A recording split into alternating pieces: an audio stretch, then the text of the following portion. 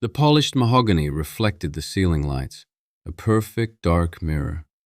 Across it, Mr. Crane slid a leather-bound folder. The folder stopped precisely in the center of the desk, aligned with the silver pen set. He smiled a lawyer's smile, practiced, reassuring. It didn't reach his eyes. He said, "And that concludes the matter, the final accounting of the estate of Franklin Miller. Everything in order." He folded his hands, the picture of professional finality. Sarah Miller did not reach for the folder. She looked at its smooth leather cover and the gold embossing of Crane, Poole and Associates. She had been sitting in the client chair for 40 minutes, listening to him explain the complexities, the trust instruments, the tax implications, the fees, especially the fees. Nearly $500,000 in assets had been consumed by 20 years of management, probate costs, and legal services. He had called it unfortunate but necessary, the cost of prudent oversight. Her father, he had explained, wanted to ensure she was not burdened. Sarah looked up from the folder and met his patient gaze. She reached into the simple cloth bag at her feet. She brought out a manila folder, worn at the edges. From it, she removed a single sheet of paper.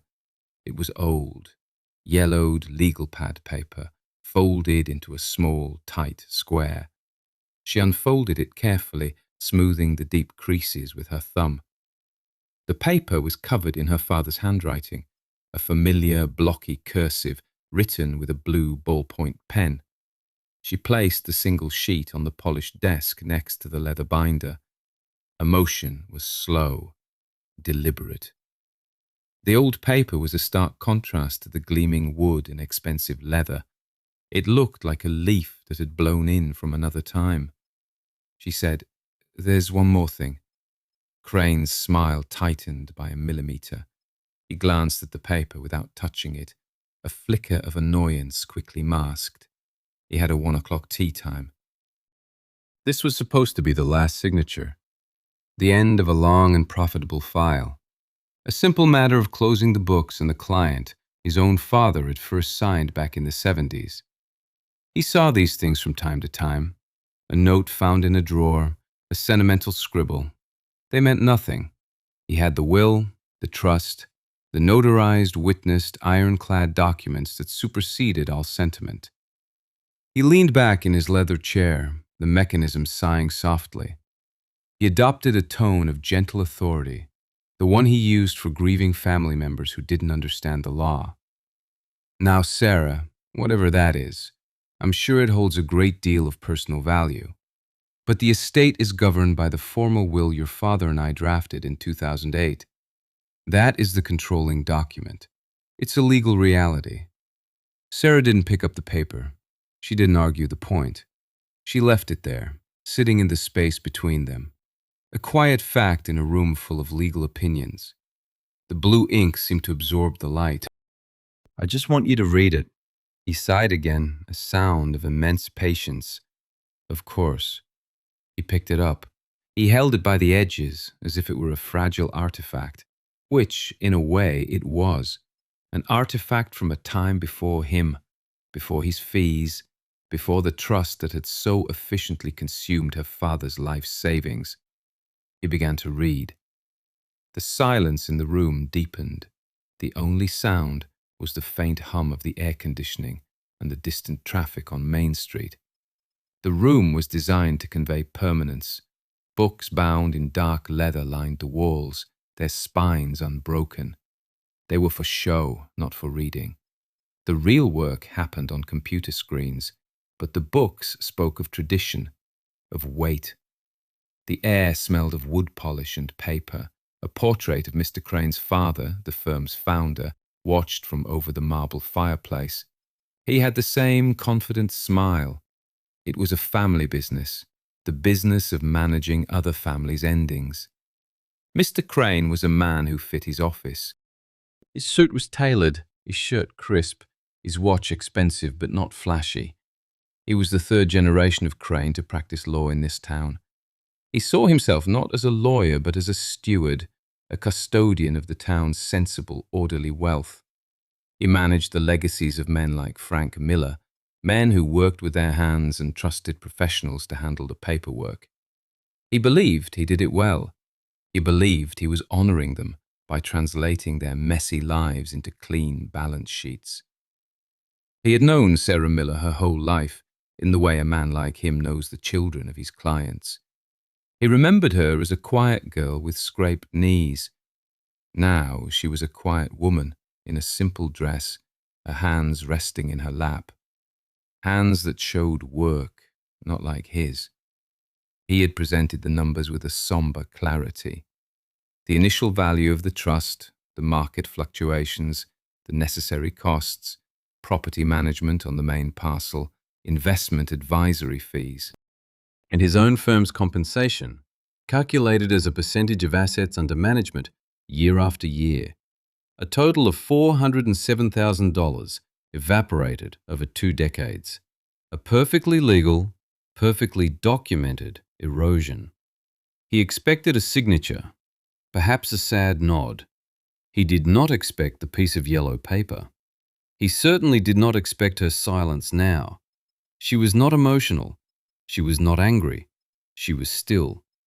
The kind of stillness that makes a man in a hurry deeply uncomfortable. Her presence was a question mark in his orderly room. She did not belong here, not like this. The people who sat in that chair were supposed to be grateful. They were supposed to be relieved that the complexities were handled. They were supposed to trust him. Her father had trusted him. Frank Miller had come in every January for 20 years, sat in this same chair, and signed the papers Crane put in front of him. A simple man, a good man. He understood the value of expertise. Crane finished reading the handwritten page. He placed it back on the desk carefully. He looked at Sarah, his expression now one of professional sympathy. He had his argument ready. He had used it before. Sarah, this is a holographic will, a will written entirely in the testator's own hand. In this state, they can be valid, but they are very easily superseded. He tapped the leather binder.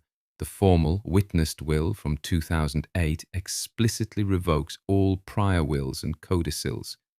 This document from 1979, while heartfelt, has no legal standing.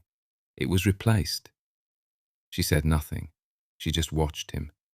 The room felt smaller. The leather-bound books seemed to press inward. He was used to controlling the conversation. He was used to explaining. Her silence was a void in the narrative he had prepared. It demanded something from him, an answer she had not yet asked for. The stakes were no longer just a signature on a closing document. He felt a subtle shift. The history of his firm, of his family's stewardship, was in that room. And on the desk between them lay a piece of paper that did not fit the story. To understand the yellow paper, you have to go back 6 weeks. To the house her father had built in 1962, a small, solid house on 3 acres of land. It smelled of old wood, coffee, and his pipe tobacco. A smell she thought was gone forever. Sarah was there to empty it, a task of sorting a life into boxes, keep, donate, discard. Each object a memory. His work boots by the back door still caked with mud, the stack of National Geographic magazines in the living room, the chipped coffee mug that said, "World's Best Dad." For 3 weekends she had worked her way through the house, room by room. It was a slow, quiet process. No tears, just a deep, steady ache of absence. The final room was his bedroom. The closet was the last place to clear. On the top shelf behind a stack of old wool blankets was a shoebox. The box was for work boots, size 10. She remembered when he bought them back in the 90s. She lifted it down.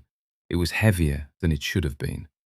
Inside there was no order, just a collection of things he had deemed important enough to keep, but not important enough to display.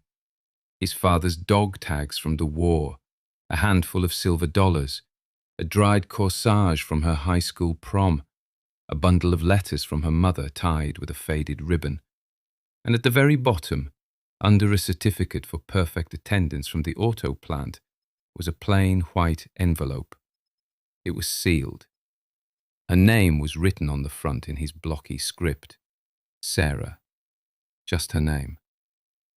She sat on the edge of the bed, the dust motes dancing in the afternoon light slanting through the window. She opened the envelope carefully, a finger tracing the sealed flap. Inside were three things. The first was the single sheet of yellow legal paper dated November 5th, 1979. It was his will. Or a will. Simple, direct. He left the house and the main property to her mother, and if her mother passed first, and to Sarah. He left his tools to his brother. Then there was a final paragraph. It read, "My north parcel, the 12 acres behind the woods, is to be for my daughter Sarah alone. The deed is with this letter. It is my wish that this land never be sold or put in any trust. It is hers. This revokes any other instruction for this parcel." He had signed it, Franklin T. Miller.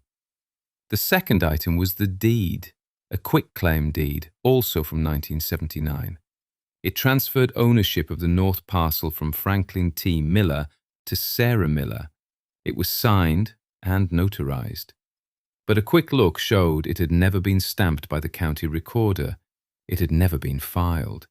It had sat in this box unrecorded for over 40 years. The third item was a savings bond certificate issued by the Treasury in 1981 for $10,000, an account Mr. Crane had never mentioned. An account that had never appeared on any of the statements he had sent over the years. Sarah sat there for a long time, holding the papers. She read the handwritten will again. The voice was so clear. It was her father, speaking directly, without any legal jargon. "It is my wish." The words were a command from the past, a quiet instruction he had trusted would be found. He had trusted her to find it. She thought of Mr. Crane. She thought of the glossy folders and the confident explanations. She thought of the $400,000 in fees, a number that had felt wrong, abstractly wrong. Now, holding these papers, it felt like a specific and concrete theft, not just of money, but of a wish. Frank Miller was a quiet man, the kind of quiet that people sometimes mistook for simplicity. It wasn't simplicity, it was patience. He would watch a thing for a long time before he decided to act. He watched engines, listening for the one sound that was out of place. He watched the weather, waiting for the right day to plant his garden. He watched people. He had watched his own father lose the family farm in the 50s to a smooth talker with a briefcase full of complicated papers. That memory had settled deep inside him. It had taught him the difference between a piece of paper that explained things and a piece of paper that did things. He worked at the Ford plant for 41 years. He saved his money. He bought his land piece by piece. First the 3 acres for the house in 1961, then the 12 acres behind it, the north parcel, in 1972. That was his favourite place, a stretch of field and oak trees that sloped down to a creek. He took Sarah there when she was a little girl. He showed her the boundary markers, old stone walls of the single massive oak tree he called the Sentinel. "This is the line," he told her, his hand on her shoulder. "You have to know your lines." It wasn't a man for grand gestures. His love was in the things he did. The way he kept her first car running long after it should have died. The bookshelf he built for her college apartment. The quiet pride in his eyes at her graduation. He was a man who believed in a person's word, but he also believed in writing things down. After his wife died in 1995, he had started going to see the younger Mr. Crane. His father had trusted the old Mr. Crane. Frank thought it was the right thing to do, the responsible thing. Mr. Crane had talked about trusts and estate planning. It all sounded very complicated, very professional. Frank signed the papers. He assumed the lawyer understood his wishes. He assumed the fancy legal documents would honor the simple things he cared about. But he kept the shoebox. He kept the handwritten will and the unrecorded deed. A backup plan. A final, quiet instruction, just in case. He trusted the system, but he had a deeper trust in a plain piece of paper, in his own handwriting. A line he had drawn himself. For Sarah, this was never about the money. She had a good job as a librarian in the next county over. She lived simply. The $400,000 was a shocking number, but the real injury was the erasure of his intent. The North Parcel was her father's promise to her. It was the place he went to be quiet, the place he had wanted for her. Crane's trust, with its fees and its legalese, had swallowed that promise. It had turned her father's legacy into a column of diminishing numbers. The handwritten will was not just a legal document. It was a map back to her father, a final task he had left for her. Know your lines, he had told her. She finally understood. The line wasn't just on the land. It was the line between what was right and what was simply legal. She had to restore it. Back in the polished office, the silence stretched. Crane had made his first argument. The 2008 will superseded everything.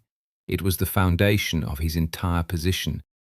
He expected Sarah to yield to this fact, to the weight of established law. She did not. She looked at the leather binder he had tapped so confidently. She spoke, a voice even and low.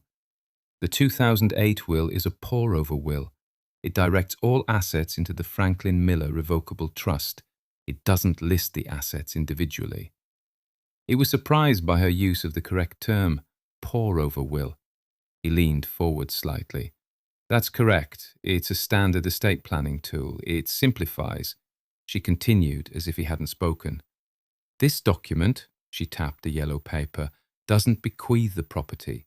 It clarifies the status of the property. It states the North Parcel was never intended to be part of any trust. It's a clarification of intent regarding a prior conveyance. The words were precise, clean. She had done her homework. The librarian had gone to the library. A new look came into Crane's eyes. The patient, condescending professional was gone. Now he was just a lawyer, facing an unexpected complication. He shifted in his chair. That's a very creative interpretation, Sarah. But the fact remains, the trust was the sole beneficiary of the will. Any asset your father owned at the time of his death poured into it. That's how it works. And the North Parcel was titled in his name, so it poured. She didn't respond. She simply held his gaze. A pause. The room was quiet. He was waiting for her to argue, to get emotional, to give him something to push against. She gave him nothing, just silence. The silence made him talk more. He felt the need to fill it, to re-establish his authority. Look, he said, softening his tone again. I understand why this is important to you. I do. But we have to operate in the world of what's legally enforceable. A 40-year-old unfiled document and a superseded holographic will, they just don't change the reality of a properly executed and funded trust. It's a closed system. Then Sarah reached into her manila folder again. She pulled out a second document. This one was a standard legal form, a quitclaim deed. She placed it on the desk next to the handwritten will. Crane looked at it. He saw the date, November 5th, 1979. He saw the description of the North Parcel. He saw the notarization. And he saw that the space for the county recorder's stamp was blank. He almost smiled. An unrecorded deed is like an unsent letter. It shows intent, perhaps, but it doesn't transfer title. The property was still legally your father's. His voice regained its confidence. Sarah finally spoke again, the words landing like stones in a quiet pond. The will acts as the instruction to deliver the letter. He had put the deed in an envelope with my name on it, and instructions for me to receive it upon his death. That constitutes delivery. The deed was valid the moment he died. It was never his to pour into a trust. It was already mine. The room went quiet again, but this time it was a different kind of quiet. It was the sound of a very old, very heavy door beginning to swing shut. Mr. Crane stood up. He walked to the window and looked down at the town square. He needed a moment to think. He had built his practice, his entire career, on the orderly, predictable application of the law, on documents that were filed, stamped, and recorded. This was something else. This was messy. It was a story about shoeboxes and handwritten notes. He turned back to face her. His expression was now one of serious concern, as if he were protecting her from a mistake. Sarah, let's be practical.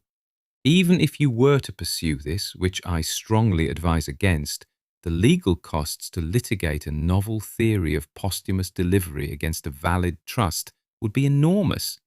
It would likely consume the entire value of the property in question. He was trying a second angle, the appeal to pragmatism, the threat of cost. He was framing it as being for her own good. She did not flinch. She did not ask how much it would cost. She just waited. Her stillness was her strongest argument. He felt his confidence waver. He had expected to be finished with this an hour ago. He had underestimated her. He had underestimated her father. He tried his third and final argument, the one he always held in reserve, the emotional appeal, the appeal to legacy. Your father was a client of this firm for nearly 30 years. My father served him before me. He trusted us. He trusted me to handle his affairs with discretion and prudence. He did this. He created this trust precisely so you wouldn't have to deal with this kind of confusion. He wanted a simple, clean legacy for you. Are you sure you want to dishonor that trust by turning it into a complicated legal fight over a technicality? He let the words hang in the air. Dishonor, trust, legacy. They were powerful words. They usually worked.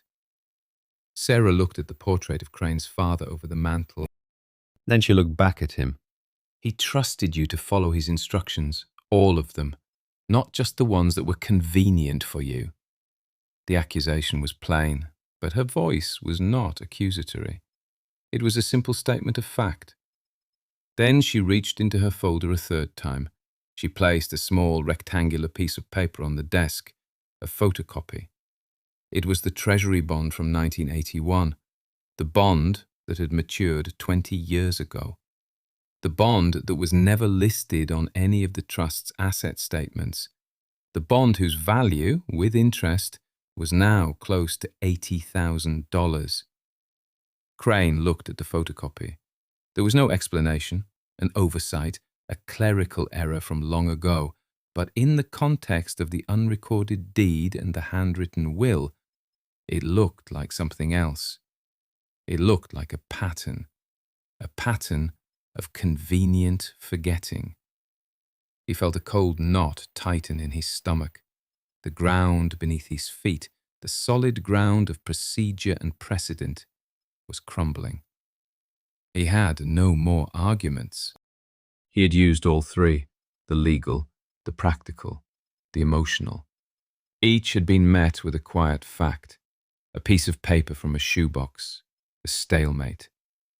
The air in the room was thick with unspoken things.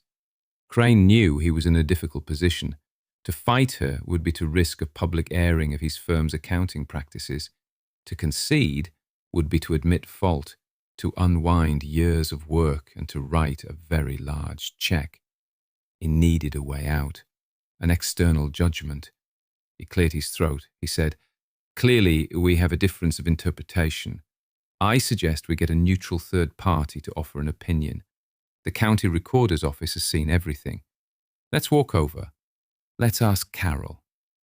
He said it as if it were his idea, a sensible, collaborative solution. He was confident Carol would side with him. Carol was a creature of rules, of stamps and filing dates. An unrecorded deed was to her a nullity.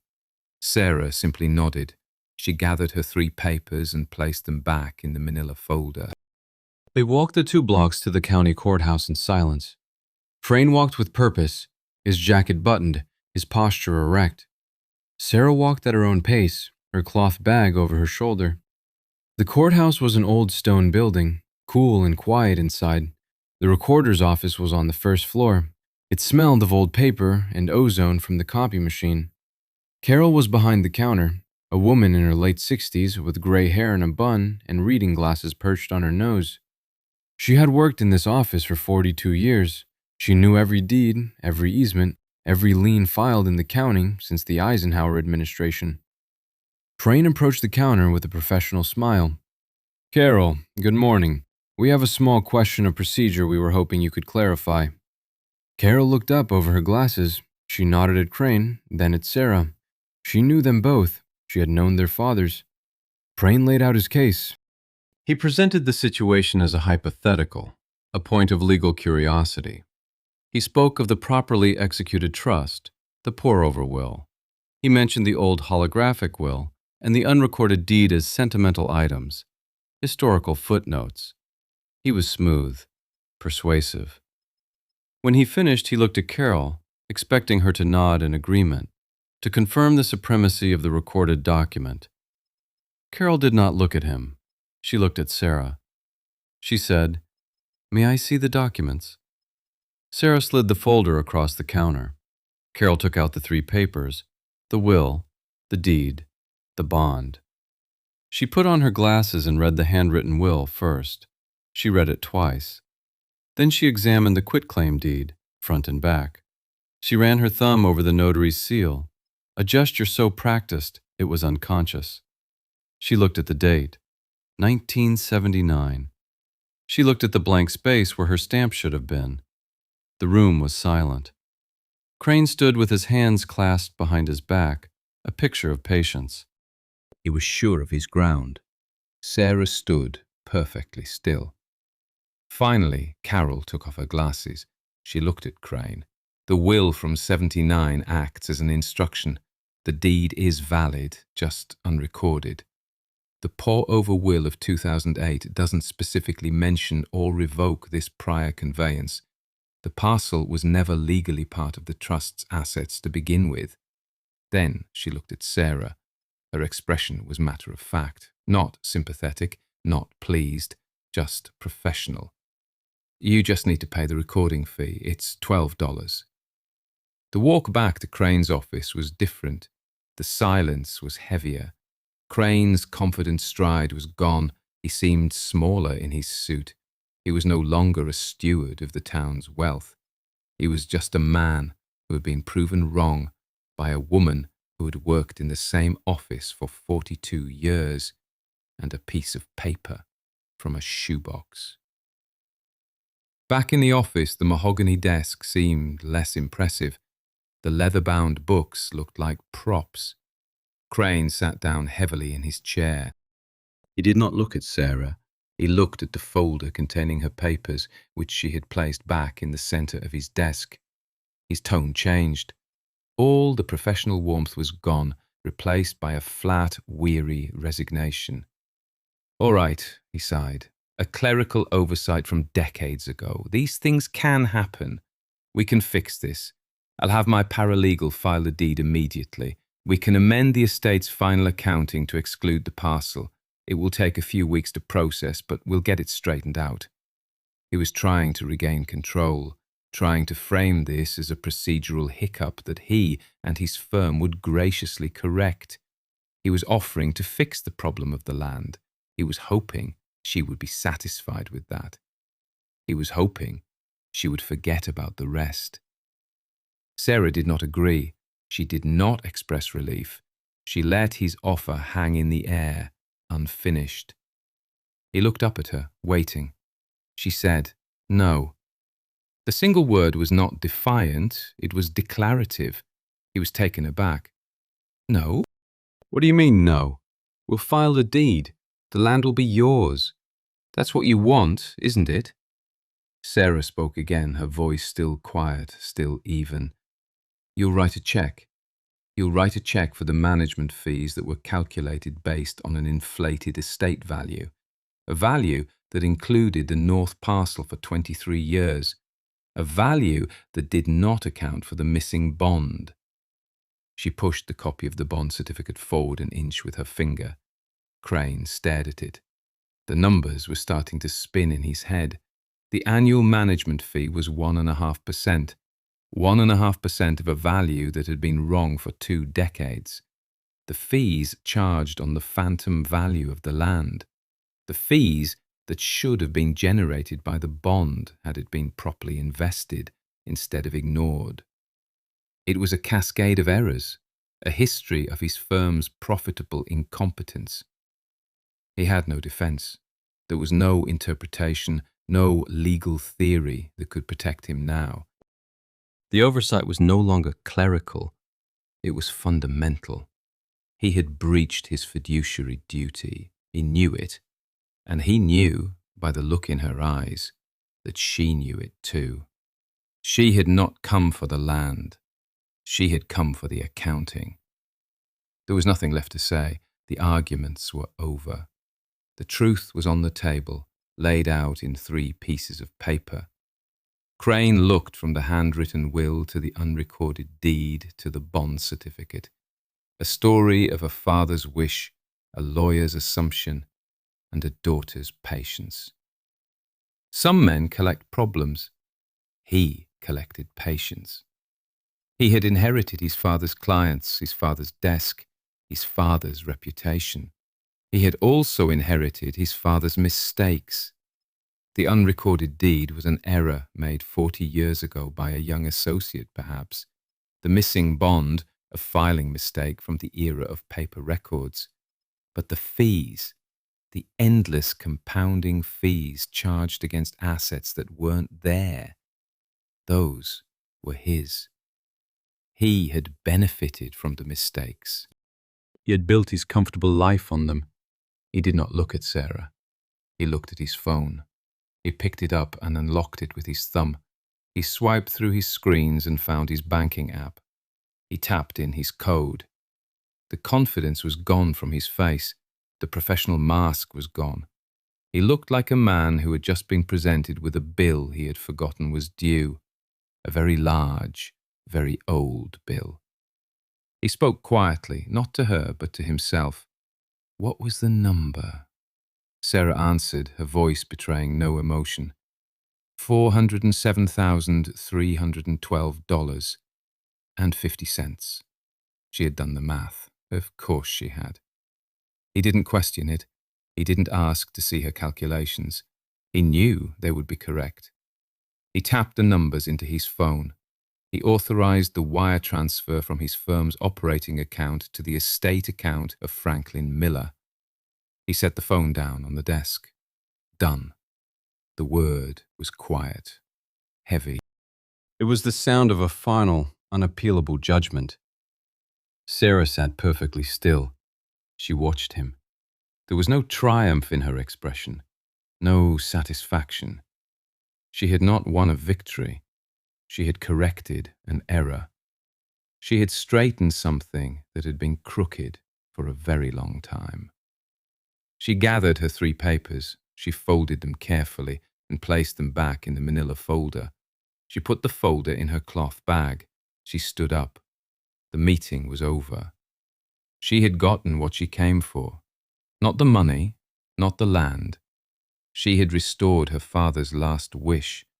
She had made his quiet voice heard over the hum of money and the weight of legal tradition. She turned and walked toward the door. She did not say thank you. She did not say goodbye. She simply left. The door clicked shut behind her, leaving Mr. Crane alone in his quiet, expensive room with the ghosts of his father's clients and the bright, searing screen of his phone. The auction was over. A week later, Sarah stood on the north parcel. The late afternoon sun filtered through the leaves of the old oak trees. The grass was high, filled with wildflowers. A light wind moved through the field, making a sound like a slow exhale. It was quiet here. The noise of the town didn't reach this place. She walked the property line, her feet finding the familiar path her father had walked 1,000 times. She found the old stone wall that marked the western edge and the massive sentinel oak at the far corner. In her hand, she carried a small, worn, wooden stake. Her father had carved it years ago, sharpening one end to a point. It was a corner marker he had used when he was first clearing the land. She had found it in the old shed, hanging on a nail. She walked to the center of the field, to a spot with a clear view of the creek below. She knelt down. With both hands, she pushed the wooden stake firmly into the soft earth. It went in deep, solid. It was a small action. No one saw it. But it felt like a conclusion, a promise kept. Some men build houses. Frank Miller marked a line for his daughter to find. It was enough. A line had been restored, not just on the land, but in the world. A small, quiet act of justice in a world full of noise. What everyone assumes is what no one verifies. Her father had known that, and now, so did she. The truth has its own pace. Sometimes it takes 40 years. Sometimes it fits in a shoebox. A promise kept is a powerful thing. But what happens when the promise is written on the back of a photograph and the only other witness is a town that wants to forget? The story of the Hallett farm is next. We'll see what holds. Stay with us.